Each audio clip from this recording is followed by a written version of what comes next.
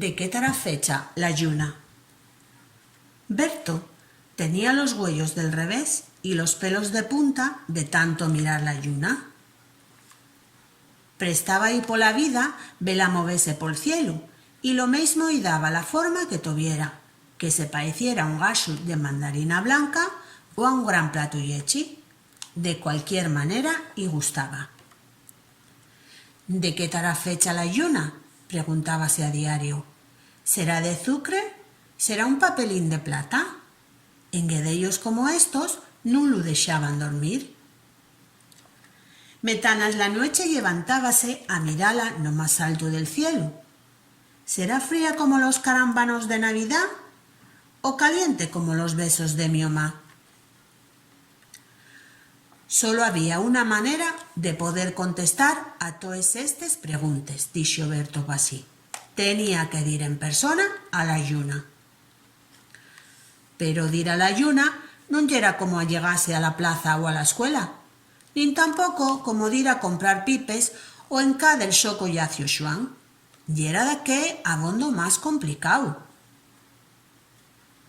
Berto pasó varias semanas tratando de atopar la mejor solución a todo este enredello. Por fin, un día pareció dar con la respuesta. A la vera del río había un arbolón renegrío por culpa de un rayo que y cayera en riba el último invierno.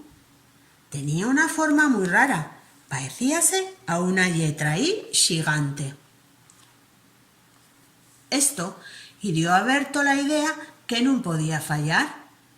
Garraría les gomes de les ruedes de la so bicicleta y ataríales al arbolón. Asina fairía un gomero descomunao que lo aventaría pel espacio hasta llegar a la mesma llunera. Con la ayuda de los sus amiguinos, Berto púnsose en manes a la obra una noche na que la lluna parecía invitar a todos los gatos del mundo de ir a bebela. ¡Agora! Tirai y apuntai bien a la lluna, clayó Berto pasándose la goma por renaz. Tiraron los nenos cuanto pudieron, hasta que a la voz de ¡ya! Soltaron la goma todos a la vez.